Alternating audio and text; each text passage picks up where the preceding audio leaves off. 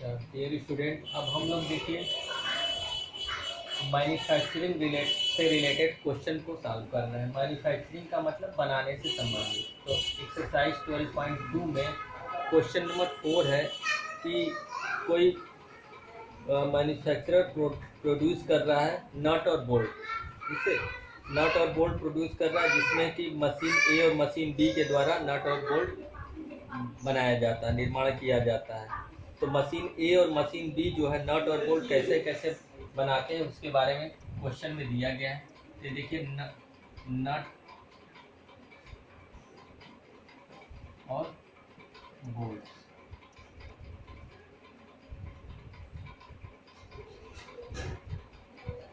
Machine ए और machine B, ठीक है।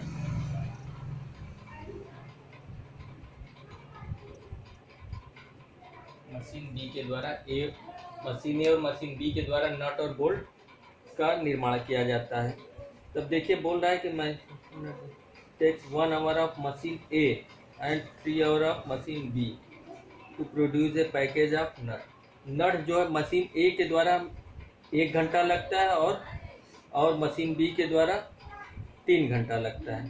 तो 1 घंटा मशीन ए के द्वारा लगता है और 3 घंटा मशीन बी के द्वारा लगता है। और जबकि 3 घंटा लग रहा है मशीन ए और 1 घंटा लग रहा है मशीन बी का बोल्ट। यानी कि मशीन बी जो बोल्ट जो है मशीन ए के द्वारा 3 घंटा लगता है और मशीन बी के द्वारा 1 घंटा लेता है, ठीक है।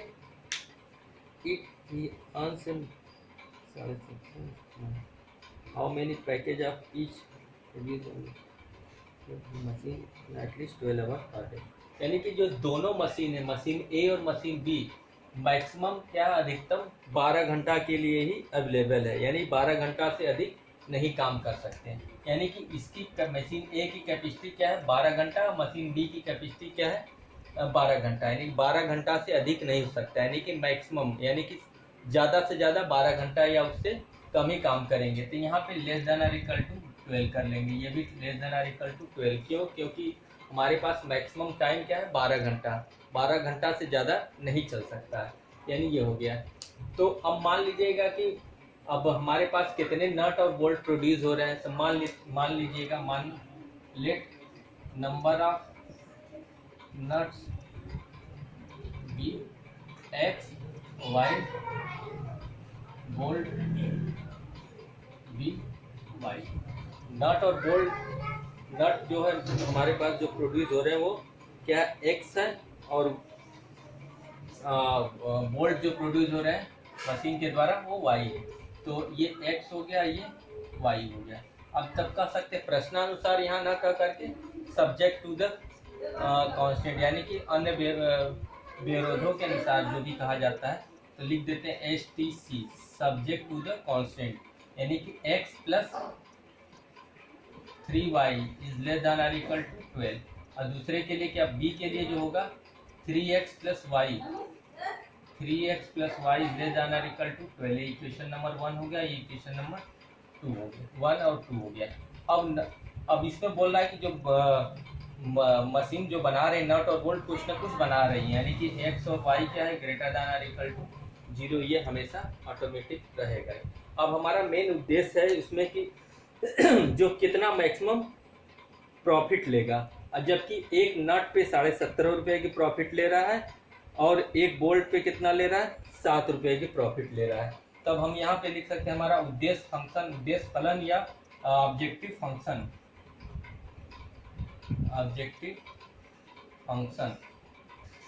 जेड। ये हमें मैक्सिमम यानी कि अधिकतम निकालना है। ऑब्जेक्टिव फंक्शन बोला है कि नट पे 17.5 रुपये, एक नट पे 17.5 तो 2 नट पे 17.5 इस तरीके से। तो ये एक्स नट प्रोड्यूस हो रहे थे 17.5 एक्स हो गया प्लस बोल्ट पे 7 रुपीज़ का ले रहा है प्रॉफिट तो 7 वाई हो गया। ये हमें फाइंड करना है किस पॉइंट पे, यानी कितना नंबर ऑफ नट होंगे और कितना नंबर ऑफ बोल्ट होंगे कि हमें प्रॉफिट ज़्यादा से ज़्यादा मिल जाए।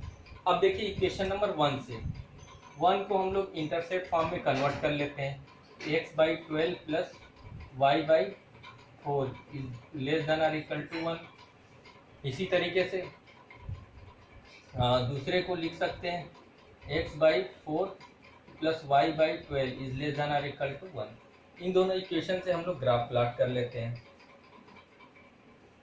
4 8 12 4 8 12, ये देखिए x एक्सिस हो गया, ये y एक्सिस हो गया। 4 4 का डिवीजन हमने कर लिया, x पे 12 y पे 4, ये ग्राफ प्लॉट कर लिए। ये पहला हो गया, ये 12, 0 हो गया, ये 0, 4 हो गया। ये देखिए लेस है तो हम भाई अभी मिसली हम इसको कन्वर्ट कर लेते हैं, या 0 0 पुट करके कर लेंगे तो 0 इज लेस देन 12, यानी कि हमारा ये आ जाएगा, यानी ओरिजिन की ओर रहेगा, यानी ट्रू है। इसी तरीके से x पे दूसरे इक्वेशन के लिए x पे 4 y पे 12, इसको भी बना ज्वाइन करा लेते हैं। ये दूसरा हो गया, ये हो जाएगा 4, 0, ये क्या हो जाएगा 0, 12। ये भी x के प्लेस पे 0, y के प्लेस पे 0, 0 plus 0 is less then 0 less है 12 से, यानी ये भी कवर करेगा यानी ओरिजिन को। अब देखिए हमारा जो रीजन बनेगा A B C, ये D, बाउंडेड रीजन क्या हो गया A B C D, तो लिख सकते हैं bounded reason A B C D।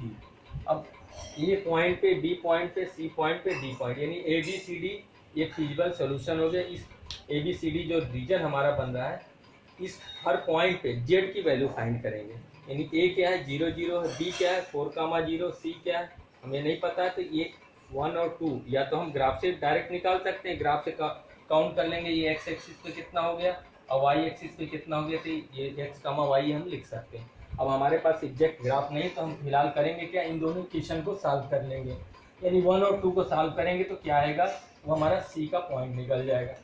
तो इसमें अगर 3 से मल्टीप्लाई कर लेते हैं, x plus 3y equal to 12, 9x plus 3y equal to 36, ये कट गया, 8x equal to minus 24, x equal to 3 आ गया, x की वैल्यू 3 इसमें पुट कर लेंगे तो 9 प्लस y इक्वल टू 12, तो y इक्वल टू 3, यानी हमारे पास क्या आ जाएगा 3, 3। अब देखिए एट a मीन्स 0 0 पे जेड की वैल्यू क्या होगी 17.5 इंटू 0 प्लस 7 इंटू 0, यानी कि 0। एट बी 4, 0 पे Z equal to 17.5 into 4 plus 7 into 0, यानी कि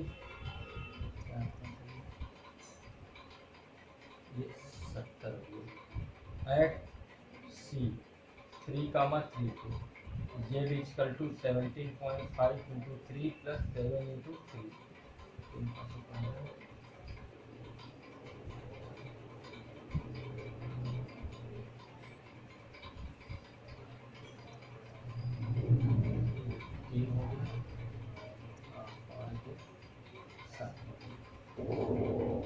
eight B 0, Z equal to 17.5 into 0 plus 4 into 7 into 4, यानी कि 20। अब यहाँ देख रहे हैं हमारे पास मैक्सिमम क्या आ गया C, यानी ये क्या आ जाएगा मैक्सिमम, तो हमारा मैक्सिमम प्रॉफिट यहाँ पे लिख सकते हैं आपका मैक्सिमम प्रॉफिट B रुपीज़ कितना है 73.5, when number of nuts be कितने हो 3 unit and number of bolts be 3, यही हमारा रिजल्ट हो जाएगा, ये हमारा कंप्लीट रिजल्ट हो जाएगा। अब इसका देख लेते हैं आंसर। फिलहाल क्वेश्चन नंबर 4 का आंसर 3 पैकेज ऑफ नट, हाँ ठीक है हमारा हो गया। अब देखिए अब एक हम क्वेश्चन कर लेते हैं इससे ट्रांसपोर्टेशन प्रॉब्लम से रिलेटेड। ट्रांसपोर्टेशन प्रॉब्लम में देखिए एक एग्जांपल दिया गया है और एक्सरसाइज में 2 क्वेश्चन दिए गए हैं, एक क्वेश्चन नंबर 6 और क्वेश्चन नंबर 7 है। 6 और 7 क्वेश्चन है, इन दोनों क्वेश्चन को सॉल्व कर लेते हैं कोई एक, तो हम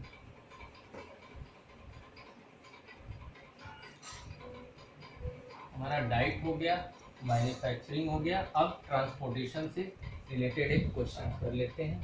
तो क्वेश्चंस क्या है, देखिए हमारा ये मिसलेनियस का एक क्वेश्चन है, करा कि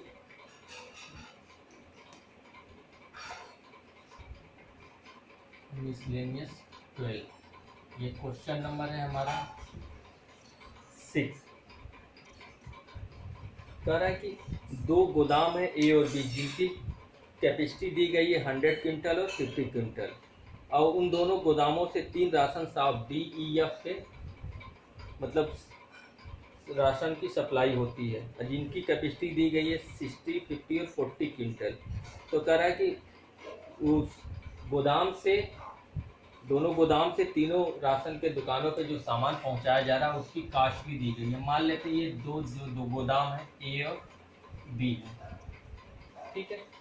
अब 3 राशन की दुकानें हैं डी ई और एफ, ऐसे बना लेते हैं, ठीक है। ये डी हो गया, ये ई हो गया, ये एफ हो गया।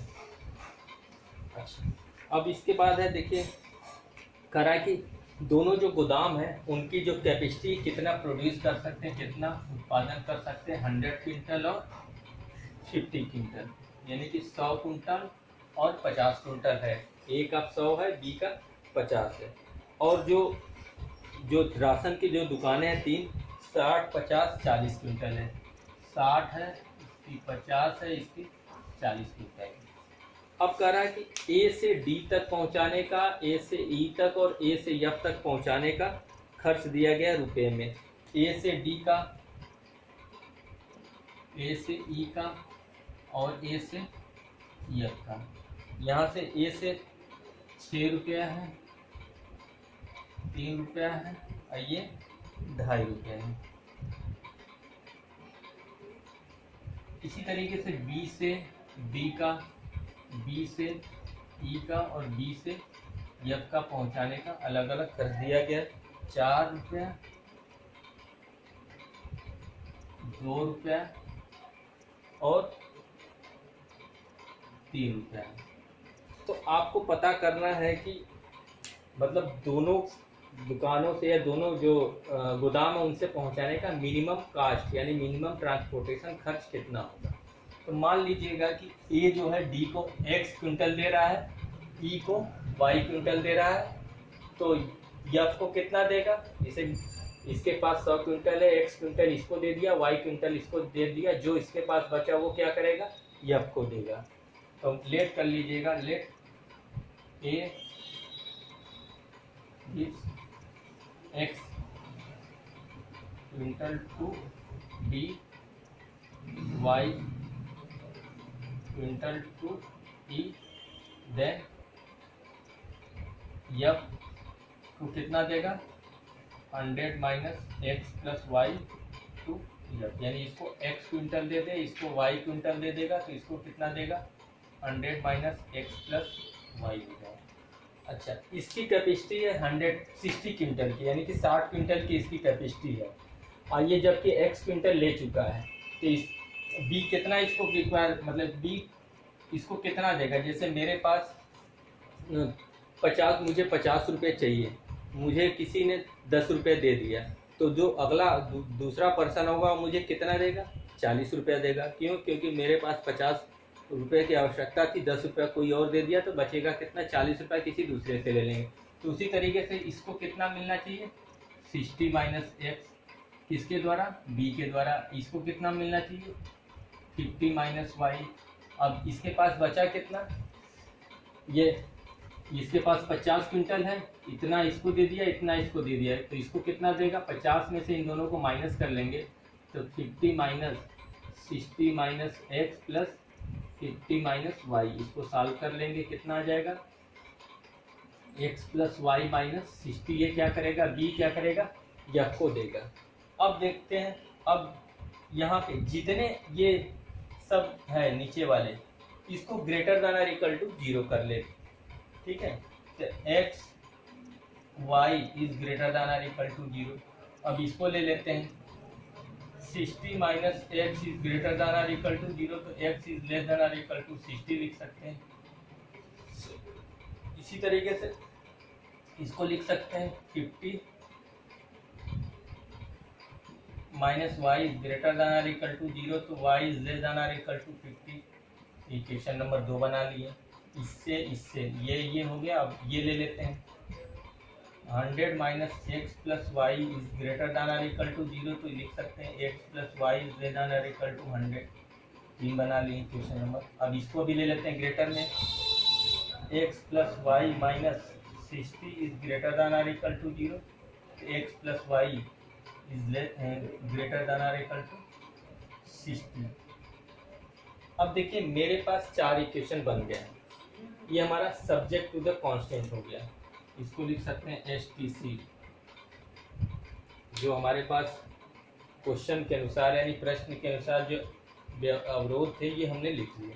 अब हमारा ऑब्जेक्टिव फंक्शन यानी कि उद्देश्य फलन जो होगा क्या बनेगा, तो उद्देश्य फलन को लिख सकते हैं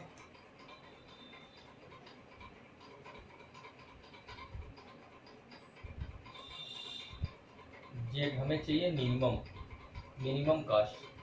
अब जितने ये जो है दिए गए, 1 कुंटल पहुंचाने का खर्च 6 रुपये, 2 कुंटल पहुंचाने का 12, तो x कुंटल का क्या हो जाएगा 6x, यानी कि मेन खर्च क्या हो जाएगा 6 इंटू एक्स प्लस ऐसे मल्टीप्लाई करते जाएंगे 3 into y plus 2.5 into 100 minus x minus y plus 4 into 60 minus x plus 2 into 50 minus y plus 3 into x plus y minus 60। अब इसको सॉल्व कर लेते हैं। सॉल्व करने के बाद 6x plus 18y plus 250 minus 2.5x minus 2.5y plus 240 minus 4x plus 100 minus 2y plus 3x plus 3y minus 180। x वाला ले लेते हैं 6 3 9 हो गया, मान लेते हैं 4 2 3 2 5 यानी कि 6 3 9 9 4 2 6 यानी कि 2.5x हो गया प्लस। अब इसके बाद हमारे पास y वाला ले लेते हैं 6 into 3y minus 2.5 plus 0.5y minus 1.5 plus 1.5 यानी कि 1.5y प्लस। अब देख लेते हैं 250 200 590 490 हो गया 4 590 माइनस 180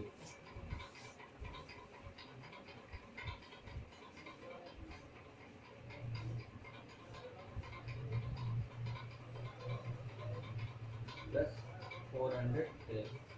ये हमारे पास जेड आ गया, जेड की वैल्यू इतनी आ गई। अब करने के बाद अब ये जो 1 2 3 4 जो इक्वेशन बनेंगे इनसे हम ग्राफ प्लॉट करेंगे। अब ग्राफ प्लॉट करने के लिए हम ये सब थोड़ा इसको देखिए, इसको हम रफ कर रहे हैं, ठीक है। इसको हम साइड में लिख देते हैं। जेड मिनिमम जो होगा तो क्या बनेगा 2.5x प्लस 1.5y प्लस 410 ये है। अब इसको हम रफ कर देते हैं। अब देखिए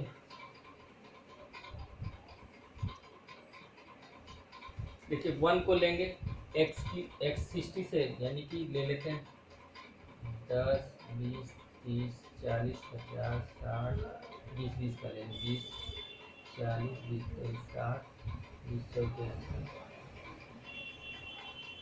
20 25 20 40 20 60 20 x पे 60 40 20 60 60 से लेस यानी इस साइड आ जाएगा, यानी कि 60 कामा 0 हो गया। ये 1 ले लेते हैं। दूसरा क्या y 20 40 ये 50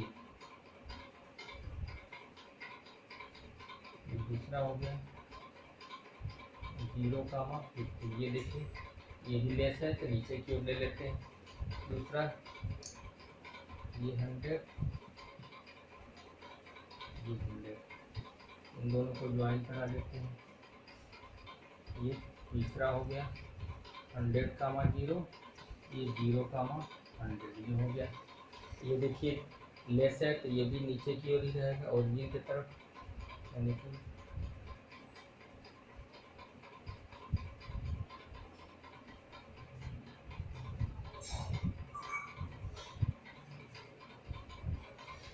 चौथे वाला x + y 60, ये 60, ये 60, ये चौथा वाला हो गया, ये 0,60, ये तो हो गया। ये क्या बोला है, ग्रेटर बोला है, ये ऊपर की होगा, यानी कि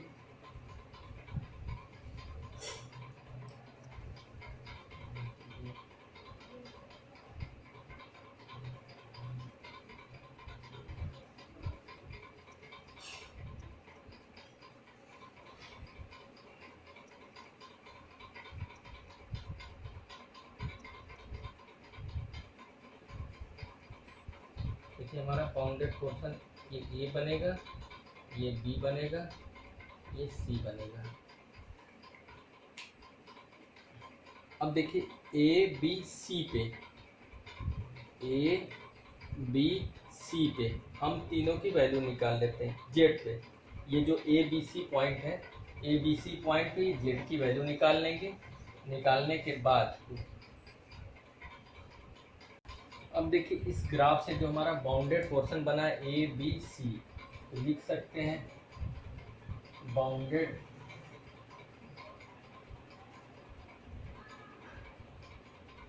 reason is A B C. इस ये बाउंडेड जो रीजन ए बी सी, ए तो 60,0, बी जो हो गया है देखिए 60 हो गया, ये कितना हमारा 50 थी। इसका कोऑर्डिनेट लिख सकते हैं 60,50। अब ये सी जो है सी वाई कितना है 50 है। ये कौन सी लाइन कट कर रही है, 4 वाली लाइन। तो 4 वाली लाइन क्या है, ये हमारे पास है। तो वाई की वैल्यू अगर इसमें 50 रख लेंगे तो एक्स की वैल्यू 10 आ जाएगा, यानी कि ये क्या बन जाएगा 10,50। अब देखिए बाउंडेड रीजन हमारा ए बी सी हो गया। अब इस हर पॉइंट पे, यानी ये जो फिजिबल रीजन है ये ए बी सी पे, हर फिजिबल रीजन पे जेड की वैल्यू निकालेंगे। जेड जो हमारा मिनिमम निकालना है, तो जेड की वैल्यू तो देखिए सबसे पहले हम निकाल लेते हैं जेड एट ए। जेड मतलब 60,0 पे, यानी एक्स के प्लेस पे 60, वाई के प्लेस पे 0। तो जेड की वैल्यू इसमें सॉल्व कर लेंगे, 560 आ गया। इसी तरीके से बी पॉइंट पे 60,50 पे जेड की वैल्यू निकाल लेते हैं 635। और सी पॉइंट यानी 10,50 पे जेड की वैल्यू निकालिए 510 आ गया। अब इन तीनों में 560, 560, 635 और 510 में मिनिमम यही हमारे पास आ गया, ये सी हो गया, यानी क्या हो गया, ये मिनिमम हो गया। तब हम यहाँ पे हम कह सकते हैं कि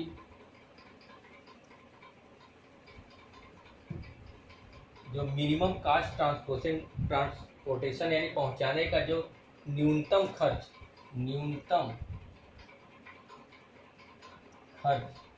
या मिनिमम कास्ट कितना हो गया, ₹510। ये हमारा आंसर हो गया। अब ये जब कब आंसर होगा, अब ये भी लिखना होगा। ए क्या कर रहा है, डी को कितना यूनिट दे रहा है, एक्स यूनिट। तो ए टू डी कितना आ जाएगा, कै क्विंटल देगा। एक्स की वैल्यू कितनी है, एक्स मतलब 10 है, 10 क्विंटल। ए टू ई को कितना दे रहा है, वाई क्विंटल। तो वाई की वैल्यू कितना है, 50 क्विंटल। इसी तरीके से ए टू एफ, ए से एफ तक कितना क्विंटल दे रहा है, 100 माइनस एक्स प्लस वाई, यानी कि 100 माइनस 10 प्लस 50, यानी कितना आ जाएगा 40 क्विंटल। ये हमारा हो जाएगा आंसर इस तरीके से ए के लिए। इसी तरीके से बी के लिए, डी टू डी कितना हो जाएगा, 60 माइनस एक्स, 60 माइनस 10, एक्स की वैल्यू 10 निकाले हैं, 60 माइनस 10 यानी कितना हो जाएगा 50 क्विंटल। B2E कितना है 50 माइनस वाई, यानी कि 50 माइनस वाई की वैल्यू 50 यानी कि 0 क्विंटल। ऐसे B2 जब कितना है x प्लस वाई माइनस 60 यानी कि 10 प्लस 50 माइनस 60 माइनस 60 यानी कि 0 क्विंटल। यानी ये हमारा आंसर हो गया बी के लिए। यानी ए जो है, जो राशन की दुकानें हैं उसको पहुंचा रहा है कितना क्विंटल, डी को 10 क्विंटल, या ई को 50 क्विंटल और एफ को 40 क्विंटल। जबकि बी जो है एक डी को पहुंचा रहा है 50 क्विंटल, ई को 0 क्विंटल और एफ को 0 क्विंटल। ये हमारा ट्रांसपोर्टेशन प्रॉब्लम का ये क्वेश्चन सॉल्व हो गया। That's all.